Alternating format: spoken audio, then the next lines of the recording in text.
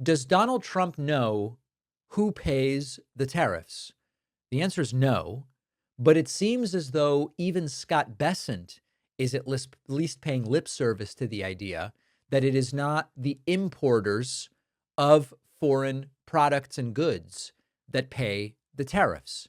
I don't know if you've ever seen someone be so confidently wrong about basic economics, but Donald Trump's Scott Bessent, hedge fund guy, was on Morning Joe this morning, and he really tried to deny one of the most straightforward concepts in trade policy.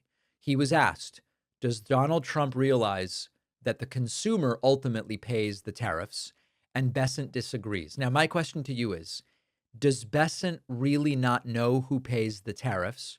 Or does Bessent have to say what he says in this video because it's what Donald Trump needs him to say? Let's take a listen. I do know that the tariffs, the cost of tariffs on automobiles, which will begin, I don't know, August 1st or whatever, will be paid by people like me, the consumer. The question is, does the president realize the consumer pays the tariffs? And just so everybody knows, the reason the question is being asked is because Trump regularly says we are taking in billions in tariffs from other countries. And of course, that is not who pays the tariffs. Well, I'm going to have to disagree with that. Is who pays the tariffs is a choice. And what we've seen thus far is that the manufacturers are eating a substantial portion of the tariffs and taking it into their profit margins. So you might see, for instance, Toyota hasn't raised prices, and they may choose to go for market share rather than raising prices. Are you, it's been... All right. So this isn't how things work in two different ways. There's the question of, in a literal sense, who hands over the cash for the tariffs. I'm going to come back to that in a moment. Then there's the question of what sorts of adjustments, dynamic adjustments to pricing are there such that the cost of tariffs may be passed on or borne by someone different than the party actually paying them. So let's really explain this in the simplest terms, but in the most direct terms possible.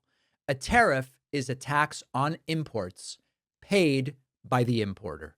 You put a tariff on if the United States puts a tariff on Chinese steel, the Chinese steel company is not paying that import tax.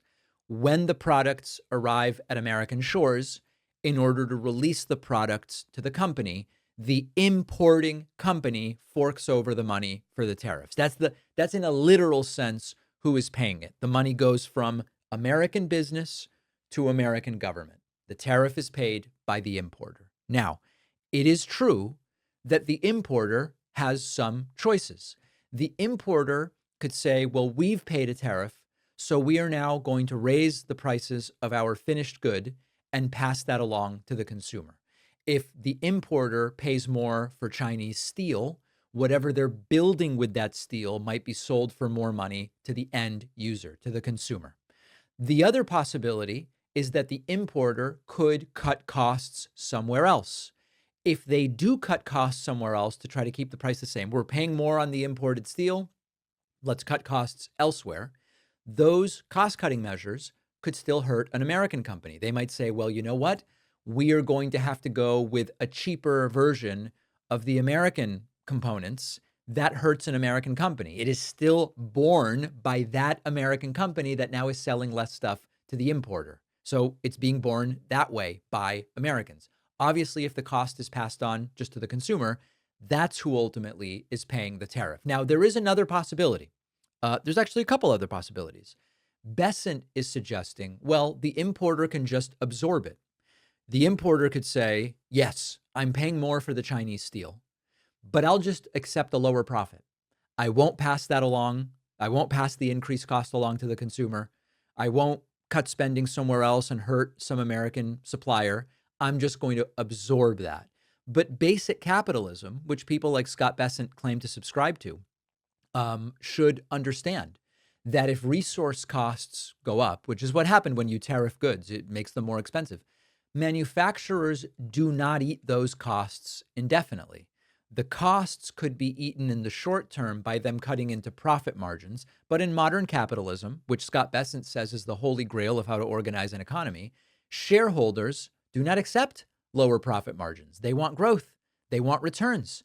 And if the margins start to shrink, stock prices are going to fall, executives will get replaced, people will panic, individuals will be laid off, they will have less money to then spend in the economy. And so you ultimately still get that economic damage somewhere. Now, let me give you another possibility, and this is another one that's been proposed. It's conceivable that if the United States puts a tariff on Chinese steel, yes, the American company pays the tariff, but they could go to the Chinese company and say, listen, we just got hit with this tariff here in the United States.